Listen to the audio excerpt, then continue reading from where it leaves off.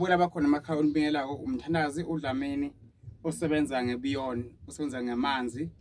ohlela isithunywa uyaphinde futhi abe umuntu bese uyaphupha bese uhamba umuthi uyayigubha imithi bamlethele ibe clean ilungiswe ayifake emabhodleni akhona but into engenayo kakhulu umsebenzi ngingene ngesithunywa ngangena ngamanzi ngisebenza kakhulu ngeyiwasho ekhathini esiningi umthandazi ke mina ngiphilisa abantu abagulako abafuna umsebenzi abafuna uphakamisa ithunywa abanamabhadi abavala abaphupha kabi abanezicitho uma kwaphathwa ikhanda elingapheli hamba esibhedlela emva kwaloko phahla shisa impepho uma uphupha uthazela abantu ukhulekela abantu thazela abantu ukhulekela abantu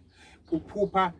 leyo nto engishoko mina khomba ukuthi unesithunywa uma uphupha usesikolweni khomba ukuthi unedlozi ufuna ugcina uthwasile mina ngaba nenhlanhla ngangena ekuthanazeni ngangena emadlozini ubaba washona besebenza kodwa beshaya kakhulu isigubhu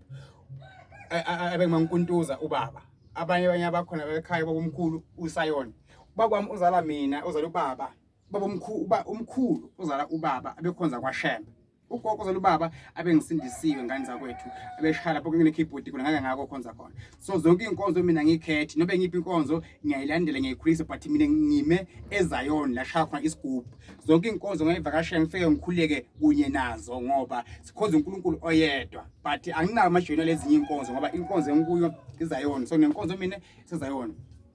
uNkulunkulu ke wala ekhaya ke akakhethi bala umuntu babukela bakhona emakhaya ngikhulekisa uNkulunkulu uyanisiza lese ngikubalulekile kufanele ubhekana empilweni zenu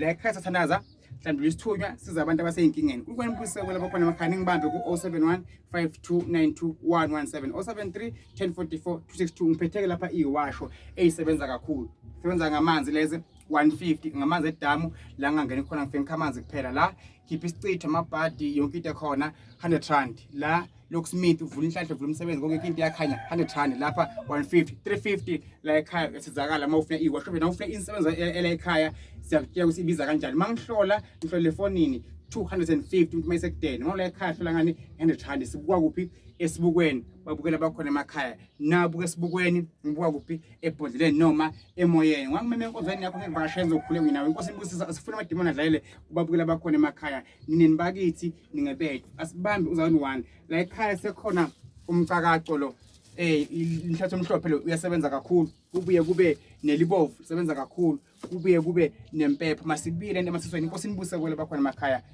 ngiyabonga.